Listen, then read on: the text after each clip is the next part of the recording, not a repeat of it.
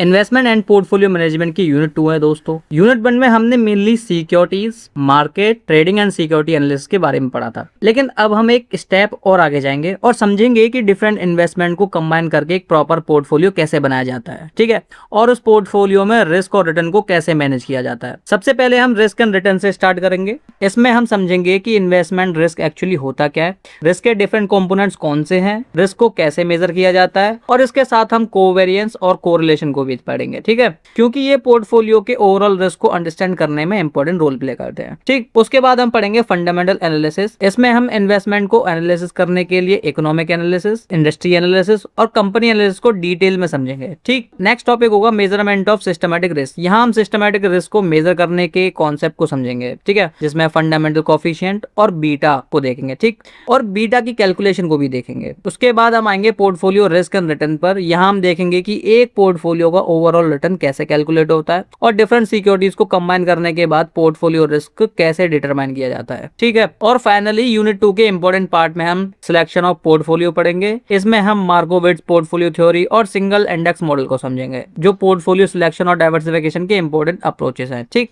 तो ओवरऑल इस यूनिट में हम रिस्क एंड रिटर्न से स्टार्ट करके पोर्टफोलियो रिस्क, सिस्टमैटिक रिस्क और फाइनली पोर्टफोलियो सिलेक्शन तक का कंप्लीट कॉन्सेप्ट समझेंगे, ठीक। तो यूनिट को शुरू करते हैं बिना कोई टाइम वेस्ट किए। पहला देखते हैं रिस्क एंड रिटर्न से, ठीक। इन्वेस्टमेंट की बात करें तो किसी भी इन्वेस्टर के लिए रिस्क और रिटर्न दोनों बहुत इंपॉर्टेंट कॉन्सेप्ट है। जब हम किसी सिक्योरिटी या इन्वेस्टमेंट में पैसा लगाते हैं तो हमें ये एक्सपेक्टेशंस होती हैं कि फ्यूचर में हमें कुछ रिटर्न मिलेगा, लेकिन फ्यूचर का रिटर्न कंप्लीटली सर्टेन नहीं होता। लेकिन हकीकत में तो ये कि एक्चुअल रिटर्न एक्सपेक्टेड रिटर्न से डिफरेंट होता है, ठीक। तो इसी अनसर्टेनिटी को हम रिस्क कहते हैं। तो सिंपल वर्ड्स में risk means uncertainty about future returns, ठीक। फॉर एग्जाम्पल, मान लीजिए आपने किसी इन्वेस्टमेंट से 10% रिटर्न एक्सपेक्ट किया था, ठीक, लेकिन एक्चुअल में रिटर्न 15% भी हो सकता है और 5% भी हो सकता है। तो एक्सपेक्टेड रिटर्न और एक्चुअल रिटर्न के बीच जो अनसर्टेनिटी है वो इन्वेस्टमेंट के रिस्क को रिप्रेजेंट करती है, ठीक। अब रिस्क को ब्रॉडली दो पार्ट में डिवाइड किया गया है, पहला सिस्टमैटिक रिस्क, दूसरा अनसिस्टमैटिक रिस्क। लेकिन रिस्क को समझने से पहले ये दो रिलेशनशिप समझना भी बहुत जरूरी है, और वो है risk and return relationship. Generally investment में हायर एक्सपेक्टेड रिटर्न के साथ हायर रिस्क भी एसोसिएटेड होता है। मतलब अगर इन्वेस्टर हायर रिटर्न अर्न करना चाहता है तो जनरली उसे हाई लेवल का रिस्क एक्सेप्ट करना पड़ सकता है, ठीक। तो इसलिए सिंपल रिलेशनशिप याद रखना है, हायर रिस्क यानी कि हायर एक्सपेक्टेड रिटर्न और लोअर रिस्क यानी कि लोअर एक्सपेक्टेड रिटर्न, ठीक।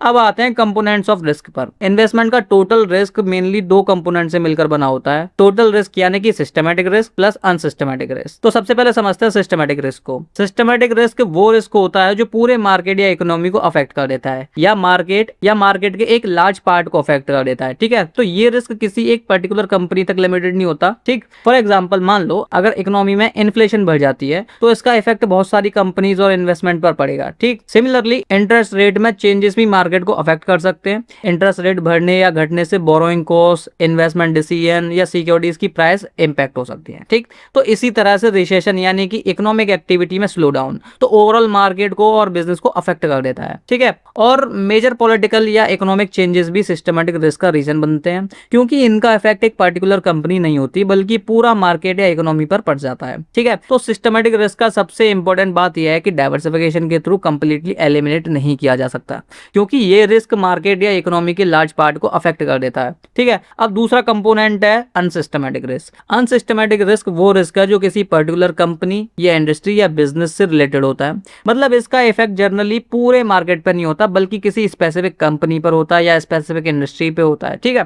फॉर एग्जांपल, अगर किसी कंपनी का मैनेजमेंट पुअर है तो कंपनी की परफॉर्मेंस नेगेटिवली अफेक्ट हो सकती है, ठीक है। सिमिलरली अगर कोई लेबर प्रॉब्लम है या स्ट्राइक की वजह से प्रोडक्शन अफेक्ट हो रहा है और कंपनी की प्रॉफिटेबिलिटी रिड्यूस हो जाती है उससे, ठीक। और कंपनी का कोई इंपॉर्टेंट प्रोडक्ट फेलियर हो जाता है तो सेल्स और अर्निंग पर भी नेगेटिव इंपैक्ट पड़ जाएगा। तो इसी तरह से कंपनी अपनी फाइनेंशियल प्रॉब्लम्स जैसे हाई डेब्ट या फाइनेंशियल डिफिकल्टी भी अनसिस्टमैटिक रिस्क क्रिएट कर सकता है, ठीक है। अनसिस्टमैटिक रिस्क की इंपॉर्टेंट फीचर ये है कि डाइवर्सिफिकेशन के थ्रू रिड्यूस किया जा सकता है। मतलब अगर इन्वेस्टर अपना पैसा सिर्फ एक ही कंपनी में इन्वेस्ट करने के बजाय डिफरेंट कंपनीज या इंडस्ट्री या सिक्योरिटीज में इन्वेस्ट करता है तो किसी एक कंपनी की प्रॉब्लम का इम्पैक्ट पूरे पोर्टफोलियो पर कंपैरेटिवली कम हो सकता है। ठीक, तो यहाँ तक हमने समझा कि रिस्क क्या है, रिस्क एंड रिटर्न रिलेशनशिप क्या है, और टोटल रिस्क के दो मेजर कंपोनेंट्स यानी कि सिस्टमैटिक रिस्क और अनसिस्टमैटिक क्या होता है। ठीक, आगे बढ़ते हैं। अब बात करते हैं मेजरमेंट ऑफ रिस्क की। सिर्फ ये कह देना कि इन्वेस्टमेंट में रिस्क है ये इनफ नहीं होता, हमें ये भी पता होना चाहिए कि रिस्क कितना है। ठीक है, इसलिए इन्वेस्टमेंट एनालिसिस में रिस्क को भी मेजर किया जाता है। ठीक है, तो रिस्क को मेजर करने के लिए डिफरेंट स्टैटिस्टिकल और मार्केट बेस्ड मेजर यूज किए जाते हैं। इसका मेजर मेजर है वेरिएंस, स्टैंडर्ड डेविएशन और बीटा। सबसे पहले समझते हैं वेरिएंस को। वेरिएंस बेसिकली ये मेजर करता है कि इन्वेस्टमेंट के इंडिविजुअल रिटर्न्स और उसके एक्सपेक्टेड रिटर्न से कितना डिफर है या स्प्रेड हो रहा है। ठीक है, मतलब अगर किसी इन्वेस्टमेंट का एक्सपेक्टेड रिटर्न एक पर्टिकुलर लेवल है तो एक्चुअल रिटर्न्स उस एक्सपेक्टेड रिटर्न के अराउंड कितना स्प्रेड है, ये हमें वेरिएंस बताता है। ठीक है, अगर रिटर्न एक्सपेक्टेड रिटर्न के आसपास आ रहा है तो अनसर्टेनिटी कंपैरेटिवली कम हो जाएगी और वेरिएंस भी लो होगा। लेकिन अगर रिटर्न्स एक्सपेक्टेड रिटर्न से काफी ज्यादा फ्लक्चुएट कर रहे हैं तो अनसर्टेनिटी और रिस्क दोनों ज्यादा होंगे और वेरिएंस भी हाई होगा। तो इसलिए एक सिंपल वे में याद रखना, जितना ज्यादा वेरिएंस होगा उतना ज्यादा रिस्क होगा। ठीक, और जितना कम वेरिएंस होगा उतना ही कम रिस्क होगा। ठीक, तो वेरिएंस का मेन पर्पस है रिटर्न के डिस्पर्सन को मेजर करना, यानी रिटर्न्स एक्सपेक्टेड रिटर्न के अराउंड कितनी स्प्रेड आउट है। अब वेरिएंस के बाद में नेक्स्ट टॉपिक मेजर करता है स्टैंडर्ड डेविएशन। वेरिएंस को समझने के बाद में रिस्क मेजरमेंट के नेक्स्ट इंपॉर्टेंट मेजर है स्टैंडर्ड डेविएशन और बीटा। तो पहला देखते हैं standard deviation. Standard deviation variance का स्क्वायर रूट होता है। ये बेसिकली ये मेजर करता है कि इन्वेस्टमेंट के एक्चुअल या पॉसिबल रिटर्न्स एक्सपेक्टेड रिटर्न से कितना डेविएट है या फ्लक्चुएट कर रहे हैं। ठीक है, अगर रिटर्न्स एक्सपेक्टेड रिटर्न के अराउंड बहुत ज्यादा फ्लक्चुएट कर रहे हैं तो अनसर्टेनिटी ज्यादा होगी और रिस्क ज्यादा होगा। फॉर एग्जांपल, अगर किसी इन्वेस्टमेंट के रिस्क कभी कभी हाई और कभी कभी लो हो रहे हैं तो उसकी स्टैंडर्ड डेविएशन हाई होगी। ठीक है, और अगर रिटर्न एक्सपेक्टेड रिटर्न के रिलेटिवली क्लोज है तो स्टैंडर्ड डेविएशन भी लो होगी। ठीक, तो इसलिए सिंपल वे में जितना ज्यादा स्टैंडर्ड डेविएशन होगा उतना ज्यादा ही रिस्क होगा और जितना कम स्टैंडर्ड डेविएशन होगा उतना ही कम रिस्क होगा। ठीक, तो स्टैंडर्ड डेविएशन हमें इन्वेस्टमेंट के टोटल रिस्क या रिटर्न एबिलिटी को अंडरस्टैंड करने में हेल्प करता है। ठीक, अब नेक्स्ट आते हैं बीटा। बीटा थोड़ा डिफरेंट है क्योंकि ये सिस्टमैटिक रिस्क को मेजर करता है। बीटा ये बताता है कि किसी पर्टिकुलर सिक्योरिटी के रिटर्न्स ओवरऑल मार्केट के रिटर्न्स में होने वाले चेंजेस के अकॉर्डिंग कितने सेंसिटिव है। ठीक, तो सिंपल वर्ड्स में मार्केट मूव होने पर किसी सिक्योरिटी की प्राइस या रिटर्न कितना मूव करता है, बीटा हमें उसकी सेंसिटिविटी बताता है। ठीक है, तो बीटा को समझने के लिए तीन वैल्यूज इंपॉर्टेंट हैं। ठीक, पहला, अगर बीटा ग्रेटर देन 1 है तो सिक्योरिटी का सिस्टमैटिक रिस्क मार्केट से ज्यादा है, मतलब सिक्योरिटी मार्केट के कंपैरिजन में ज्यादा सेंसिटिव है। अगर बीटा इक्वल है 1 के तो सिक्योरिटी का सिस्टमैटिक रिस्क अप्रोक्सीमेटली मार्केट के इक्वल है, मतलब मार्केट जितना मूव करेगा सिक्योरिटी भी रफली उसी प्रोपोर्शन में मूव करेगी। ठीक है, और अगर बीटा लेस देन 1 है तो सिक्योरिटी का सिस्टमैटिक रिस्क मार्केट से कंपैरेटिवली कम है। ठीक, फॉर एग्जांपल, अगर किसी सिक्योरिटी का बीटा 1.5 है तो इसका मतलब है कि ये सिक्योरिटी ओवरऑल मार्केट के कंपैरिजन में मार्केट मूवमेंट्स के लिए ज्यादा सेंसिटिव है। ठीक, तो यहां तक हमने रिस्क के तीन इंपॉर्टेंट मेजर देखे, वेरिएंस, स्टैंडर्ड डेविएशन और बीटा। अब नेक्स्ट दो सिक्योरिटीज के रिटर्न्स के बीच रिलेशनशिप को समझेंगे, जिसके लिए हमने कोवेरिएंस और कोरिलेशन को अंडरस्टैंड करना होगा। ठीक, अब बात करते हैं कोवेरिएंस की। कोवेरिएंस बेसिकली ये मेजर करता है कि दो सिक्योरिटीज के रिटर्न एक साथ किस डायरेक्शन में मूव कर रहे हैं, यानी अगर सिक्योरिटी ए का रिटर्न चेंज होता है तो सिक्योरिटी बी का रिटर्न जनरली किस डायरेक्शन में चेंज होगा, सेम डायरेक्शन में होगा या अपोजिट डायरेक्शन में होगा। ठीक है, तो कोवेरिएंस के मेनली तीन पॉसिबिलिटीज होती हैं। पहली है पॉजिटिव कोवेरिएंस, जब दो सिक्योरिटी जनरली सेम डायरेक्शन में मूव करती हैं तो उनकी कोवेरिएंस पॉजिटिव होती है। फॉर एग्जांपल, अगर सिक्योरिटी ए का रिटर्न इंक्रीज होता है तो सिक्योरिटी बी का रिटर्न भी जनरली इंक्रीज होगा, तो दोनों के बीच में पॉजिटिव कोवेरिएंस शो होता है। ठीक, दूसरी है नेगेटिव कोवेरिएंस, जब दो सिक्योरिटी जनरली अपोजिट डायरेक्शन में मूव करती हैं तो उसकी कोवेरिएंस नेगेटिव होती है। फॉर एग्जांपल, अगर सिक्योरिटी ए का रिटर्न इंक्रीज हो रहा है लेकिन सिक्योरिटी बी का रिटर्न डिक्रीज हो रहा है तो उसके बीच नेगेटिव कोवेरिएंस कहलाएगा। ठीक, अब तीसरा है जीरो कोवेरिएंस, जब दो सिक्योरिटीज के रिटर्न के मूवमेंट के बीच कोई सिग्निफिकेंट लीनियर रिलेशनशिप नहीं होता तो कोवेरिएंस अप्रोक्सीमेटली जीरो हो सकती है। पोर्टफोलियो मैनेजमेंट में कोवेरिएंस काफी इंपॉर्टेंट है क्योंकि ये हमें बताता है कि ये डिफरेंट सिक्योरिटीज एक दूसरे के साथ कैसे बिहेव कर रही हैं, और इसी रिलेशनशिप को समझना पोर्टफोलियो रिस्क और डाइवर्सिफिकेशन के लिए इंपॉर्टेंट होता है। ठीक है, अगर पोर्टफोलियो में सिक्योरिटीज एग्जैक्ट सेम डायरेक्शन में मूव नहीं कर रही हैं तो उन्हें कंबाइन करने से डाइवर्सिफिकेशन का बेनिफिट मिल सकता है। ठीक, अब आते हैं कोरिलेशन पे। कोरिलेशन भी दो सिक्योरिटीज के रिटर्न के बीच रिलेशनशिप की स्ट्रेंथ और डायरेक्शन को मेजर करता है, लेकिन कोवेरिएंस से डिफरेंस ये है कि कोरिलेशन एक स्टैंडर्डाइज मेजर है और इसकी वैल्यू हमेशा -1 से +1 के बीच होती रहती है।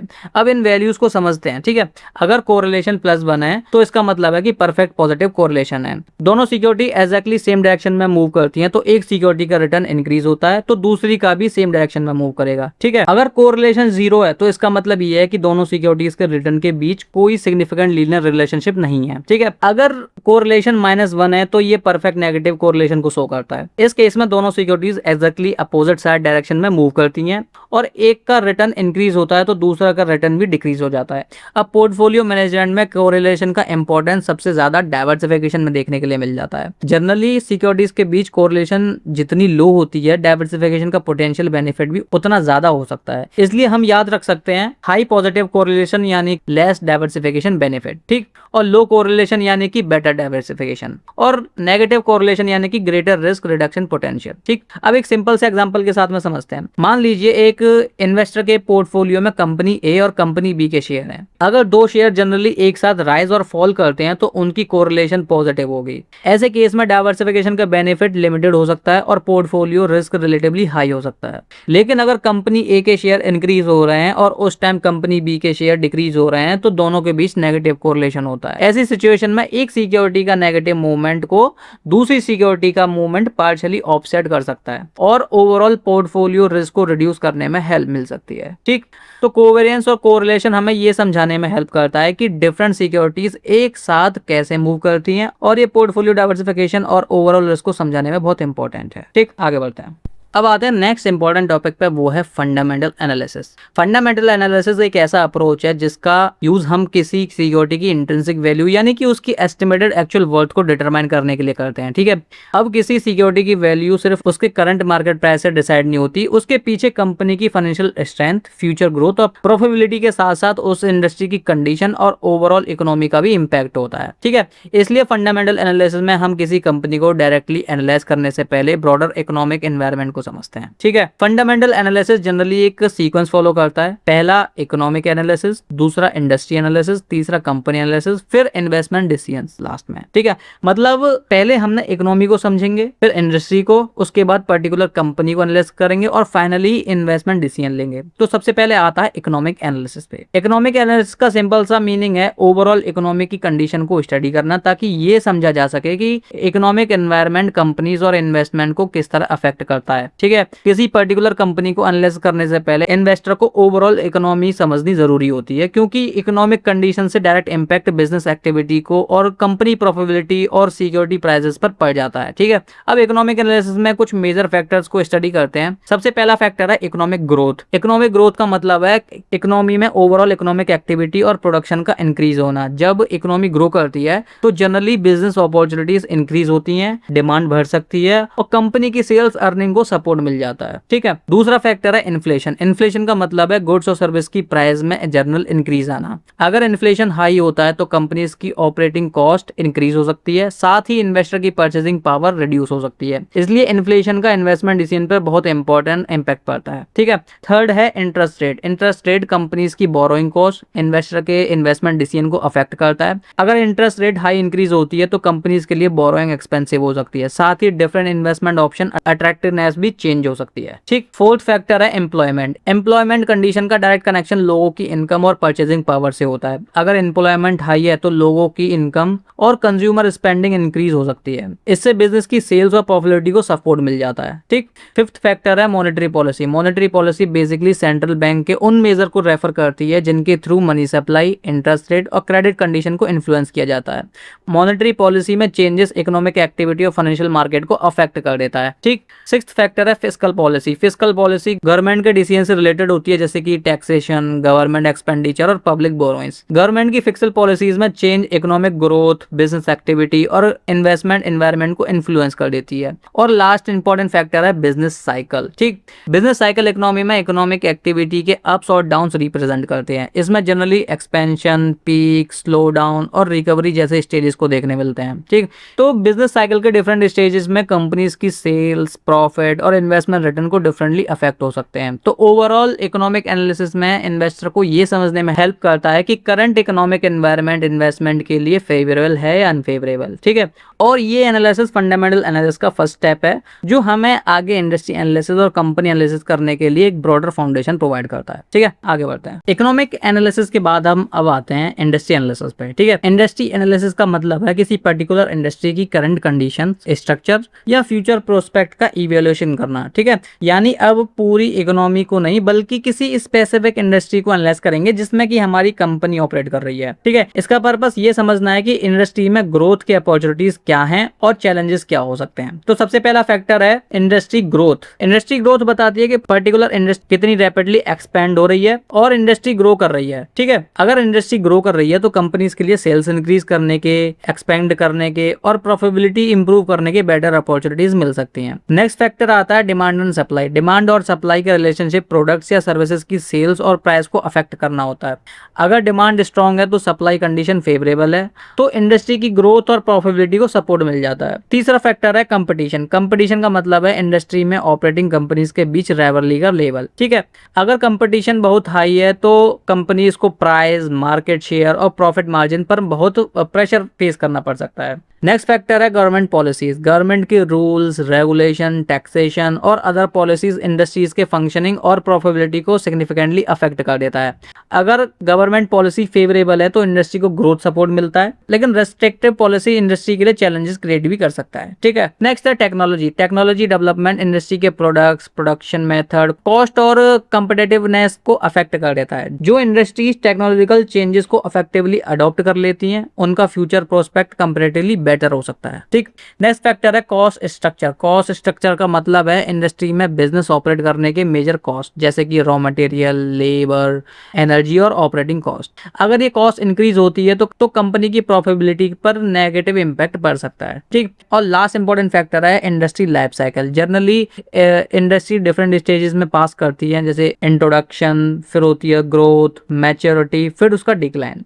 इंडस्ट्री किस स्टेज में है ये समझना इंपॉर्टेंट है क्योंकि इस इन्वेस्टर को इंडस्ट्री के करंट ग्रोथ पोटेंशियल और फ्यूचर अपॉर्चुनिटीज का आइडिया मिल जाता है। तो ओवरऑल इंडस्ट्री एनालिसिस इन्वेस्टर को ये आइडेंटिफाई करने में हेल्प करता है कि कौन सी इंडस्ट्री में बेटर ग्रोथ अपॉर्चुनिटी है, कंपटीटिव एडवांटेज है और इन्वेस्टमेंट पोटेंशियल हो सकता है। साथ ही सेम इंडस्ट्री में ऑपरेट करने वाले डिफरेंट कंपनीज को कंपेयर में भी इंडस्ट्री एनालिसिस यूजफुल होता है, ठीक।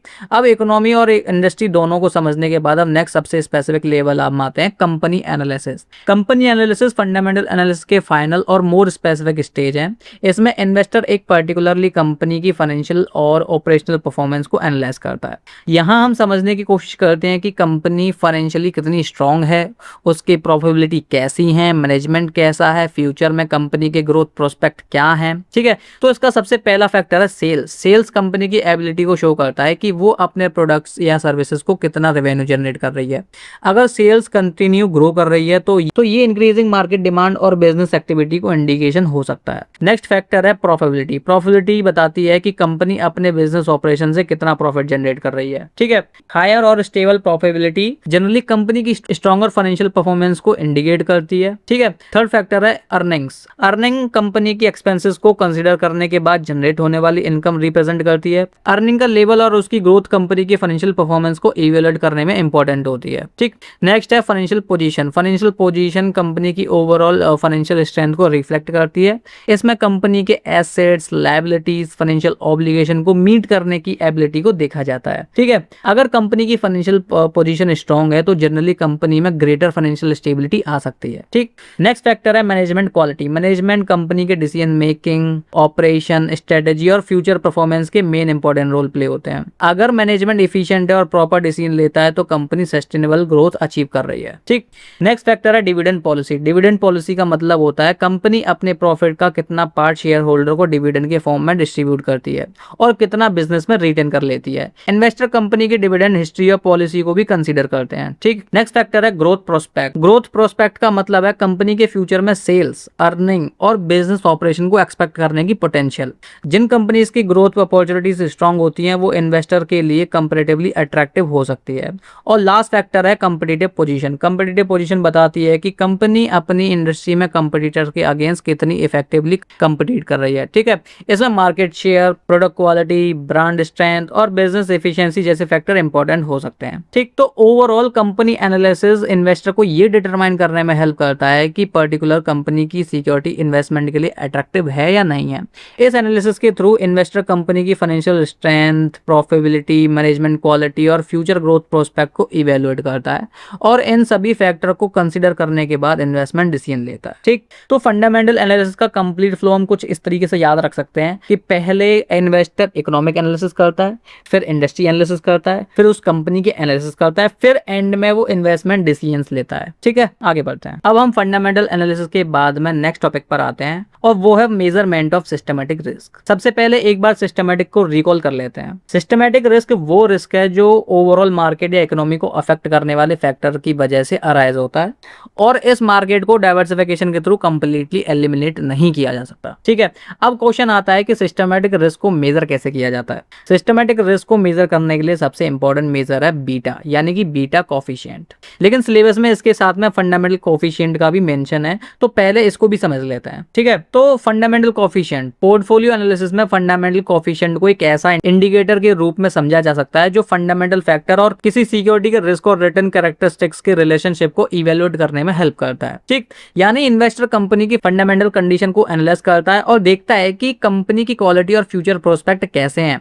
इस एनालिसिस में कुछ इंपॉर्टेंट फंडामेंटल फैक्टर कंसीडर किए जाते हैं। सबसे पहला है अर्निंग्स। अर्निंग का मतलब है कंपनी द्वारा जनरेट की गई इनकम। कंपनी की अर्निंग का लेवल और ग्रोथ उसकी फाइनेंशियल परफॉर्मेंस को अंडरस्टैंड करने में हेल्प करता है। नेक्स्ट है प्रॉफिटेबिलिटी। प्रॉफिटेबिलिटी बताती है कि कंपनी अपने बिजनेस ऑपरेशन से कितना प्रॉफिट जनरेट करने की एबिलिटी रखती है। ठीक है, थर्ड फैक्टर है फाइनेंशियल स्ट्रेंथ। इसमें कंपनी की ओवरऑल फाइनेंशियल पोजीशन और अपनी फाइनेंशियल ऑब्लिगेशन को मीट करने की एबिलिटी को देखा जाता है। ठीक, नेक्स्ट है ग्रोथ। यहाँ इन्वेस्टर कंपनीज की एक्सपेक्टेड ग्रोथ को देखा जाता है, जैसे कि फ्यूचर सेल्स, अर्निंग और बिजनेस एक्टिविटी में कितनी ग्रोथ एक्सपेक्टेड है। ठीक है, उसके बाद आता है इंडस्ट्री कंडीशन। कंपनी जिस इंडस्ट्री में ऑपरेट करती है उस इंडस्ट्री का ग्रोथ कैसा है, कंपटीशन कैसे है और ओवरऑल कंडीशन भी कंपनी की इन्वेस्टमेंट के प्रोस्पेक्ट को अफेक्ट करता है। ठीक, और लास्ट में आता है इकोनॉमिक कंडीशन। इसमें overall economic growth, inflation, interest rate जैसे फैक्टर कंसीडर किए जाते हैं। तो ये सारे फंडामेंटल फैक्टर्स इन्वेस्टर को सिक्योरिटी की तो ओवरऑल इन्वेस्टमेंट क्वालिटी और फ्यूचर प्रोस्पेक्ट इवेलुएट करने में हेल्प करते हैं। लेकिन यहाँ एक इंपॉर्टेंट डिस्टिंक्शन याद रखना जरूरी है कि फंडामेंटल फैक्टर्स यानी कि इन्वेस्टमेंट क्वालिटी, जबकि बीटा यानी कि सिस्टमैटिक मार्केट रिस्क। यहाँ अगर स्पेसिफिकली सिस्टमैटिक मार्केट रिस्क को मेजर करना है तो प्राइमरी कोफिशिएंट बीटा है। ठीक है, अब आते हैं बीटा पर, यानी कि beta as a measure of risk, जो सिस्टमैटिक रिस्क मेजरमेंट का सबसे इंपॉर्टेंट कॉन्सेप्ट है। ठीक है, बीटा किसी सिक्योरिटी की रिटर्न की सेंसिटिविटी को मेजर करता है, यानी ओवरऑल मार्केट में होने वाले मूवमेंट्स के रिस्पॉन्स में सिक्योरिटी कितना मूव करती है। ठीक है, तो सिंपल वर्ड्स में अगर मार्केट मूव करता है तो सिक्योरिटी उस मूवमेंट को कितना स्ट्रांगली फॉलो करती है। तो सिंपल वर्ड्स में अगर मार्केट मूव करता है तो सिक्योरिटी उस मार्केट को कितना स्ट्रांगली फॉलो करती है। ठीक, अब बीटा की डिफरेंट वैल्यूज को समझते हैं। अगर बीटा इक्वल है 1 के तो सिक्योरिटी का सिस्टमैटिक रिस्क अप्रोक्सीमेटली मार्केट के इक्वल है, मतलब मार्केट जितना मूव करता है सिक्योरिटी भी रफली उसी लेवल पर सेंसिटिविटी शो करती है। ठीक, अगर बीटा बड़ा है 1 से तो सिक्योरिटी मार्केट से मोर सेंसिटिव या मोर वॉलेटाइल है। इसका मतलब सिक्योरिटी मार्केट मूवमेंट के रिस्पॉन्स में कंपैरेटिवली ज्यादा मूव कर रही है और इसका सिस्टमैटिक मार्केट रिस्क हायर होता है। ठीक है, फॉर एग्जांपल अगर किसी सिक्योरिटी का बीटा 1.5 है तो ये मार्केट के कंपैरिजन में ज्यादा सेंसिटिव सिक्योरिटी को इंडिकेट करता है। ठीक है, और अगर बीटा कम है 1 से तो सिक्योरिटी मार्केट के कंपैरिजन में लेस सेंसिटिव है। तो मतलब मार्केट मूवमेंट का इंपैक्ट सिक्योरिटी पर कंपैरेटिवली कम हो सकता है और इसका सिस्टमैटिक रिस्क भी मार्केट से लोअर होता है। ठीक, और लास्ट में अगर बीटा इक्वल है 0 के तो इसका मतलब है कि सिक्योरिटी का मार्केट मूवमेंट के साथ सिस्टमैटिक रिलेशनशिप अप्रोक्सीमेटली नहीं है। इसका मतलब है कि सिक्योरिटी का मार्केट मूवमेंट के साथ सिस्टमैटिक रिलेशनशिप अप्रोक्सीमेटली नहीं है। बीटा कम है 0 से तो सिक्योरिटी जनरली मार्केट के अपोजिट डायरेक्शन में मूव करने की टेंडेंसी रखती है। ठीक, तो बीटा को सिंपल वे में याद रखने के लिए टेबल देख लेते हैं। बीटा अगर इक्वल है 1 के तो सेम एज मार्केट है। ठीक, बीटा अगर हायर है 1 से तो मोर सेंसिटिव है और रिस्की देन मार्केट होता है। बीटा लेस देन 1 है तो लेस सेंसिटिव है और रिस्की देन मार्केट होता है। बीटा अगर इक्वल है तो नो सिस्टमैटिक रिलेशनशिप, अगर बीटा लेसर है 0 से तो अपोजिट डायरेक्शन में चला जाता है। ठीक, अब जब हमने बीटा का मीनिंग और इंटरप्रिटेशन समझ गए हैं तो नेक्स्ट क्वेश्चन आता है कि बीटा कैलकुलेट कैसे करेंगे। तो बीटा कैलकुलेट करने के लिए सिक्योरिटी के रिटर्न और मार्केट रिटर्न के रिलेशनशिप को यूज किया जाता है। ठीक है, तो यहाँ पे बीटा का फॉर्मूला दिया गया है, beta equal to covariance between security return and market return divided by variance of market return. ठीक, तो अब फॉर्मूला में जो टर्म्स हैं उनका मीनिंग देखते हैं। बीटा यानी कि सिक्योरिटी का बीटा, आर आई यानी कि सिक्योरिटी का रिटर्न, और आर एम यानी कि मार्केट रिटर्न। ठीक, अब फॉर्मूला का बेसिक मीनिंग क्या है? ये फॉर्मूला बेसिकली ये कंपेयर करता है कि सिक्योरिटी मार्केट के मूवमेंट के साथ कितना मूव करती है। अगर सिक्योरिटी मार्केट के साथ स्ट्रांगली मूव करती है तो बीटा रिलेटिवली हाई हो सकती है। ठीक, और अगर सिक्योरिटी मार्केट मूवमेंट के रिस्पॉन्स में कंपैरेटिवली कम मूव करती है तो बीटा लो हो सकता है। ठीक है, और अगर सिक्योरिटी मार्केट के अपोजिट डायरेक्शन में मूव करने की टेंडेंसी रखती है तो बीटा नेगेटिव भी हो सकता है। तो ओवरऑल हम बीटा को सिंपल वर्ड्स में कह सकते हैं कि बीटा इक्वल टू सिक्योरिटी की सेंसिटिविटी टू मार्केट मूवमेंट्स। ठीक है, और अब एग्जाम के लिए सबसे इंपॉर्टेंट पॉइंट याद रखना, beta measure the systematic risk. ठीक है, ठीक, आगे बढ़ते हैं। अब तक हमने इंडिविजुअल सिक्योरिटीज के रिस्क, रिटर्न, कोवेरिएशन, कोरिलेशन को समझा। अब इन कॉन्सेप्ट को कंबाइन करके एक पोर्टफोलियो रिस्क एंड रिटर्न को समझेंगे। ठीक है, सबसे पहले पोर्टफोलियो का सिंपल सा मीनिंग है, जब इन्वेस्टर अपना पैसा दो या दो से ज्यादा सिक्योरिटी में इन्वेस्ट करता है तो उन सिक्योरिटी का जो कॉम्बिनेशन होता है एक पोर्टफोलियो कहलाता है। ठीक है, तो पोर्टफोलियो थ्योरी का मेन पर्पस होता है कि इन्वेस्टर को डिजायर रिटर्न मिले, लेकिन इसके साथ ही रिस्क को भी कंट्रोल किया जा सके। ठीक है, इस टॉपिक को हम दो पार्ट में समझेंगे, पहला पोर्टफोलियो रिटर्न, दूसरा पोर्टफोलियो रिस्क। ठीक है, तो पोर्टफोलियो रिटर्न देखते हैं पहले। पोर्टफोलियो रिटर्न का मतलब है पोर्टफोलियो में इंक्लूडेड सभी सिक्योरिटी से मिलने वाला ओवरऑल रिटर्न। ये इंडिविजुअल सिक्योरिटी के रिटर्न का सिंपल सा एवरेज नहीं होता, इसमें यह देखा जाता है कि इन्वेस्टर ने किस सिक्योरिटी में कितना परसेंटेज पैसा इन्वेस्ट किया है। इसलिए पोर्टफोलियो रिटर्न को weightage average of individual security return कहा जाता है। ठीक, पोर्टफोलियो रिटर्न का यहाँ पे फॉर्मूला दिया गया है। ठीक है, देख लेना इसको एक बारी। यहाँ आरपी यानी कि पोर्टफोलियो रिटर्न है, डब्ल्यू यानी कि इन्वेस्टमेंट का वेट या प्रोपोर्शन होता है, और आर यानी कि रेस्पेक्टिव सिक्योरिटी का रिटर्न।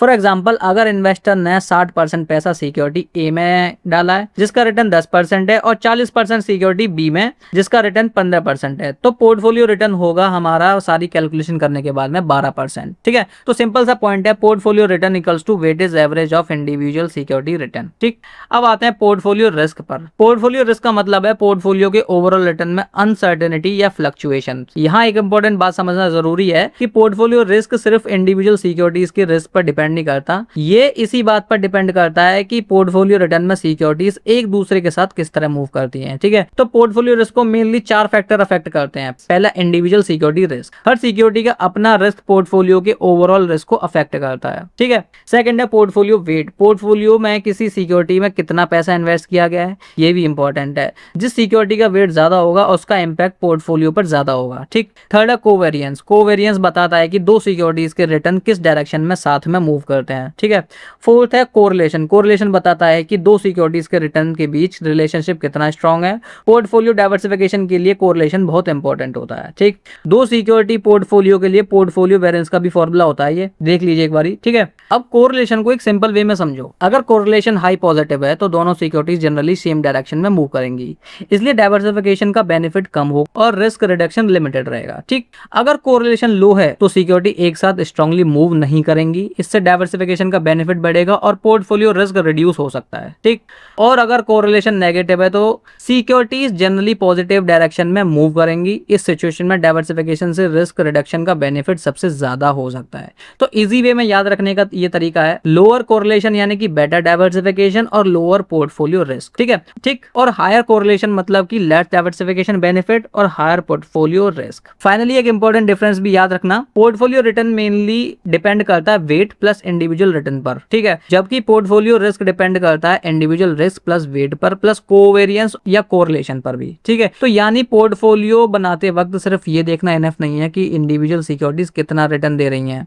ये भी देखना जरूरी है कि वो सिक्योरिटीज एक दूसरे के साथ कैसे बिहेव कर रही हैं। ठीक, अब हम आते हैं इस यूनिट की लास्ट टॉपिक पे जो है सिलेक्शन ऑफ पोर्टफोलियो पर। ठीक है, अब तक हमने risk, return, covariation, correlation, systematic risk, beta और पोर्टफोलियो रिस्क एंड रिटर्न को समझा। ठीक है, अब इन कॉन्सेप्ट को यूज करके हम ये डिसाइड करना है कि इन्वेस्टर के लिए सुटेबल पोर्टफोलियो कैसे सिलेक्ट किया जाएगा। ठीक, तो सबसे पहले मीनिंग क्या है पोर्टफोलियो सिलेक्शन का? पोर्टफोलियो सिलेक्शन का सिंपल सा मीनिंग है कि डिफरेंट सिक्योरिटीज का एक ऐसा सुटेबल कॉम्बिनेशन चूज करना जो इन्वेस्टर के ऑब्जेक्टिव और रिस्क बियरिंग कैपेसिटी के अकॉर्डिंग हो। ठीक है, तो इन्वेस्टर का मेन ऑब्जेक्टिव होता है कि उससे डिजायरेबल लेवल ऑफ रिटर्न मिले, लेकिन साथ ही रिस्क को भी कंट्रोल किया जा सके। ठीक है, इसलिए पोर्टफोलियो सिलेक्शन में सिर्फ हाई रिटर्न वाली सिक्योरिटीज चूज करना इनफ नहीं होता है, हमें यह भी देखना होता है कि डिफरेंट सिक्योरिटीज एक दूसरे से किस तरह बिहेव करती हैं और डाइवर्सिफिकेशन से रिस्क कितना रिड्यूस हो सकता है। ठीक है, तो पोर्टफोलियो सिलेक्शन के मेनली दो इंपॉर्टेंट अप्रोचेस है, पहला है मार्कोविट्ज थ्योरी और दूसरा है सिंगल इंडेक्स मॉडल। ठीक है, तो पहले हम मार्कोविट्ज थ्योरी को समझेंगे। तो पहला शुरुआत करते हैं मार्कोविट्ज थ्योरी से। मार्कोविट्ज थ्योरी को हैरी मार्कोविट्ज ने डेवलप किया था। इससे मॉडर्न पोर्टफोलियो थ्योरी यानी कि एमपीटी भी कहा जाता है। इस थ्योरी का बेसिक आइडिया यह है कि इन्वेस्टर को सिक्योरिटीज को इंडिविजुअली इवेल्युएट करने के बजाय एक कंप्लीट पोर्टफोलियो के कॉन्टेक्स्ट में इवेल्युएट करना चाहिए। ठीक है, अगर हम दो सिक्योरिटीज को पोर्टफोलियो में कंबाइन करते हैं तो हमें सिर्फ ये नहीं देखना है कि दोनों सिक्योरिटीज का इंडिविजुअल रिस्क और रिटर्न क्या है, हमें ये भी देखना है कि दोनों सिक्योरिटीज का रिटर्न एक दूसरे के साथ कैसे मूव करता है। ठीक है,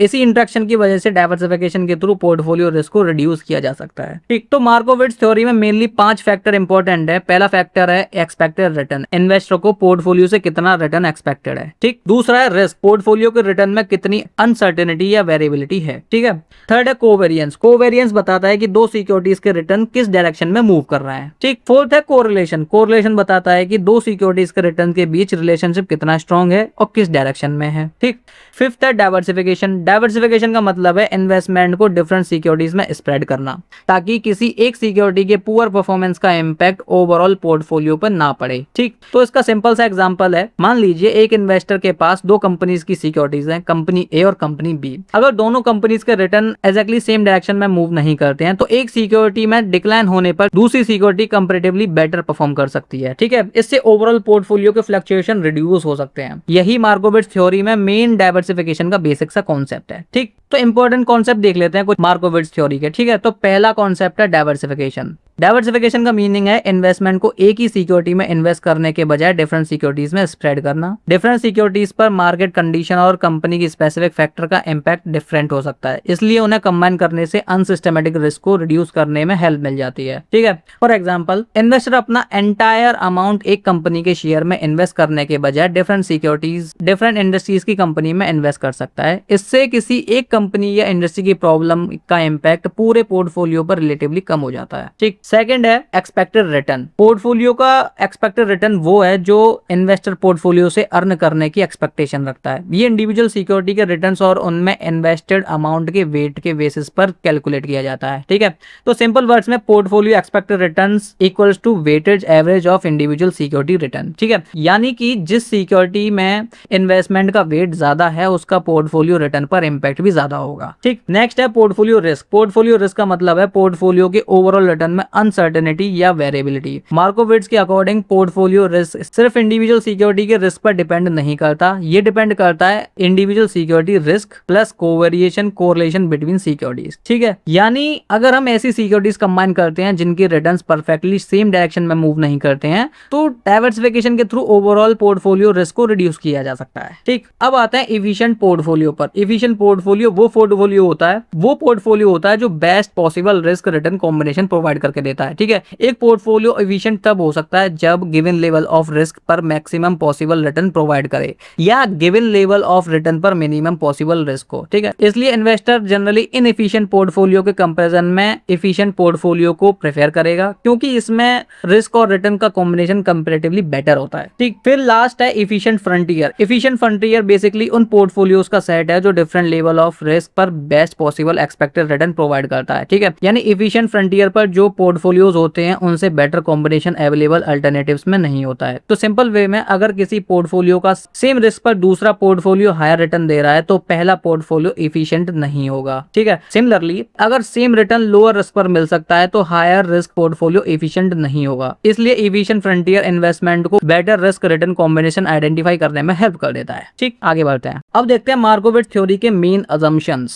पहला अजम्पशन है investor are generally risk averse. Generally investor same expected return के लिए लोअर रिस्क को प्रेफर करते हैं। ठीक है, अगर हायर रिस्क लेना है तो इन्वेस्टर जनरली उसके बदले एडिशनल रिटर्न एक्सपेक्ट करेगा। ठीक, दूसरा, इन्वेस्टर प्रेफर हाई रिटर्न। अगर सेम रिस्क हो तो investor generally higher return expected वाले पोर्टफोलियो को प्रेफर करेगा। ठीक है, तीसरा, decision based on risk and return. Investment decisions primarily expected return और रिस्क को कंसीडर करके लिया जाता है। ठीक, फोर्थ है, diversification can reduce risk. Different securities को कंबाइन करने से अनसिस्टमैटिक रिस्क को रिड्यूस किया जा सकता है, स्पेशली जब सिक्योरिटीज के रिटर्न्स परफेक्टली टुगेदर मूव ना करते हो। ठीक है, fifth, relationship among security return. Investor को सिक्योरिटीज के बीच कोवेरियंस और कोरिलेशन को कंसीडर करना चाहिए क्योंकि ये पोर्टफोलियो के ओवरऑल रिस्क को अफेक्ट कर देता है। ठीक, अब आता है importance of Markowitz theory. Markowitz theory portfolio selection को एक सिस्टमैटिक फ्रेमवर्क प्रोवाइड करते हैं। ठीक है, ये इन्वेस्टर को ये समझाती है कि पोर्टफोलियो बनाते वक्त सिर्फ इंडिविजुअल सिक्योरिटी का रिटर्न और सिर्फ रिस्क देखना इनफ नहीं है, रिस्क, रिटर्न, डाइवर्सिफिकेशन और सिक्योरिटी के बीच रिलेशनशिप को भी कंसीडर करना इंपॉर्टेंट होता है। ठीक है, तो इस थ्योरी का मेन कंट्रीब्यूशन ये है कि इन्वेस्टर को ये एफिशिएंट पोर्टफोलियो सिलेक्ट करना और रिस्क और रिटर्न को बेटर बैलेंस बनाने में हेल्प कर देता है। ठीक, अब आते हैं सिंगल इंडेक्स मॉडल पे। सिंगल इंडेक्स मॉडल को विलियम शार्प ने डेवलप किया था। ठीक है, ये पोर्टफोलियो एनालिसिस और सिलेक्शन का एक सिंप्लीफाइड अप्रोच है। मार्कोविट्ज थ्योरी में डिफरेंट सिक्योरिटीज के बीच पेयर वाइज रिलेशनशिप को एनालाइज करना पड़ता था। ठीक है, जो लार्ज नंबर ऑफ सिक्योरिटीज के केस में काफी कॉम्प्लेक्स हो सकता है। तो सिंगल इंडेक्स मॉडल इसी प्रोसेस को सिंप्लीफाई कर देता है। इस मॉडल में हर सिक्योरिटी के रिटर्न को एक सिंगल कॉमन मार्केट इंडेक्स के साथ रिलेट किया जाता है। ठीक, फॉर एग्जांपल मान लो इंडियन स्टॉक मार्केट के कॉन्टेक्स्ट में किसी सिक्योरिटी के रिटर्न को निफ्टी 50 जैसे इंडेक्स मार्केट के रिटर्न के साथ रिलेट किया जा सकता है। ठीक है, तो इसका सिंगल इंडेक्स मॉडल का सिंगल इंडेक्स मॉडल की यहाँ पे बेसिक सी इक्वेशन दी गई है जहां पे RI यानी कि सिक्योरिटी का रिटर्न, अल्फा यानी कि सिक्योरिटी का स्पेसिफिक रिटर्न कंपोनेंट, ठीक है, बीटा यानी कि मार्केट मूवमेंट के प्रति सिक्योरिटी की सेंसिटिविटी, RM यानी कि मार्केट इंडेक्स का रिटर्न और EI यानी कि रैंडम या सिक्योरिटी स्पेसिफिक एरर। ठीक, इस मॉडल का बेसिक आइडिया ये है कि सिक्योरिटी के रिटर्न का एक सिग्निफिकेंट पार्ट में मार्केट मूवमेंट से एक्सप्लेन किया जा सकता है। ठीक है, अगर मार्केट इंक्रीज या डिक्रीज करता है तो डिफरेंट बीटा वाली सिक्योरिटीज मार्केट मूवमेंट को डिफरेंट इंटेंसिव से रिस्पॉन्स करती हैं। ठीक, इसलिए सिक्योरिटी रिटर्न को ब्रॉडली दो कंपोनेंट्स में समझा जा सकता है। ठीक है, market related components plus security specific components. ठीक, अब आते हैं advantage of single index model. तो पहला एडवांटेज है simplifies portfolio calculation. Single index model portfolio analysis को सिंपलर बनाता है क्योंकि ये इंडिविजुअल सिक्योरिटीज को कॉमन मार्केट इंडेक्स के साथ में रिलेट करता है। ठीक, दूसरा एडवांटेज है रिड्यूस कंप्यूटेशनल कॉम्प्लेक्सिटी। मार्कोविट्ज अप्रोच में सिक्योरिटीज के हर पॉसिबल पेयर के कोवेरियंस को कैलकुलेट करना पड़ सकता है। ठीक है, सिंगल इंडेक्स मॉडल इसी कॉम्प्लेक्सिटी को रिड्यूस करता है, इसलिए लार्ज पोर्टफोलियो के एनालिसिस में कंपैरेटिवली इजियर हो जाता है। ठीक, तीसरा है मेजर सिस्टमैटिक रिस्क। इस मॉडल में बीटा का यूज होता है जो सिक्योरिटी की मार्केट मूवमेंट की प्रति सेंसिटिविटी और सिस्टमैटिक रिस्क को मेजर करता है। ठीक है, fourth, useful for portfolio selection and analysis. Single index model investor और पोर्टफोलियो मैनेजर को सिक्योरिटी एनालिसिस और सुटेबल पोर्टफोलियो सिलेक्ट करने के लिए एक प्रैक्टिकल फ्रेमवर्क प्रोवाइड करता है। ठीक, अब दोनों अप्रोचेस को एक क्विकली कंपेयर कर लेते हैं। ठीक है, मार्कोविट्ज थ्योरी में फोकस होता है सिक्योरिटीज के इंटरेक्शन पर, जबकि सिंगल इंडेक्स मॉडल में फोकस होता है सिक्योरिटी और मार्केट इंडेक्स के रिलेशनशिप पे। ठीक, मार्कोविट्ज में मेनली रिस्क, रिटर्न, कोवेरिएशन और कोरिलेशन इंपॉर्टेंट होते हैं, लेकिन सिंगल इंडेक्स मॉडल में मार्केट रिटर्न और अल्फा और बीटा इंपॉर्टेंट होता है। मार्कोविट्ज में रिस्क एनालिसिस कंपैरेटिवली डिटेल होता है और सिक्योरिटी के पेयर वाइज रिलेशनशिप को कंसीडर किया जाता है। सिंगल इंडेक्स मॉडल में एनालिसिस रिलेटिवली सिंपल होता है क्योंकि ये कॉमन मार्केट इंडेक्स को प्रेफर पॉइंट बना देता है। ठीक है, मार्कोविट्ज थ्योरी का मेजर यूज पोर्टफोलियो ऑप्टिमाइजेशन और एफिशिएंट पोर्टफोलियो कंस्ट्रक्शन में होता है। सिंगल इंडेक्स मॉडल का major use simplified portfolio analysis and selection में हो जाता है। ठीक, तो overall Markowitz theory detail approach provide करती है जबकि single index model portfolio analysis को सिंपल करता है। ठीक है, तो एक छोटा सा क्विक रिवीजन लेते हैं। सबसे पहले है रिस्क एंड रिटर्न। रिस्क का सिंपल सा मीनिंग है अनसर्टेनिटी ऑफ रिटर्न, यानी एक्चुअल रिटर्न एक्सपेक्टेड रिटर्न से कितना डिफरेंट हो सकता है। ठीक है, तो टोटल रिस्क यानी कि systematic risk plus unsystematic risk. उसके बाद हमने कोवेरियंस पढ़ा जो बताता है कि दो सिक्योरिटीज किस तरह टुगेदर मूव करती हैं, और कोरिलेशन बताता है कि उनके रिलेशनशिप की स्ट्रेंथ और डायरेक्शन क्या है। ठीक है, फिर आता है फंडामेंटल एनालिसिस जिसका बेसिक फ्लो है इकोनॉमी, इंडस्ट्री और कंपनी। उसके बाद हमने बीटा पढ़ा जो सिस्टमैटिक रिस्क को मेजर करता है। बीटा का फॉर्मूला है beta equals to covariance of security and market divided by variance of market. ठीक, पोर्टफोलियो रिटर्न का फॉर्मूला दिया गया है और पोर्टफोलियो रिस्क डिपेंड करता है इंडिविजुअल रिस्क पर प्लस वेट पर प्लस कोवेरियंस पे। ठीक है, उसके बाद पोर्टफोलियो सिलेक्शन के दो इंपॉर्टेंट अप्रोचेस पढ़े। मार्कोविट्ज थ्योरी यानी कि diversification plus risk plus return यानी कि एफिशिएंट पोर्टफोलियो बनता है उससे, और सिंगल इंडेक्स मॉडल यहाँ पे उसका फॉर्मूला दिया गया है। ठीक, तो दोस्तों इन्वेस्टमेंट एंड पोर्टफोलियो मैनेजमेंट की पूरी यूनिट 2 भी अब कंप्लीट हो चुकी है। वीडियो अगर पसंद आई तो वीडियो को लाइक करना मत भूलना, चैनल पर नए हो तो चैनल को भी सब्सक्राइब करना और अपने दोस्तों को भी शेयर करना ताकि वो भी फायदा उठा सके इन वीडियो लेक्चर्स का। ठीक, मिलते हैं जल्दी एक नई वीडियो के साथ में, जब तक के लिए गुड बाय एंड टाटा।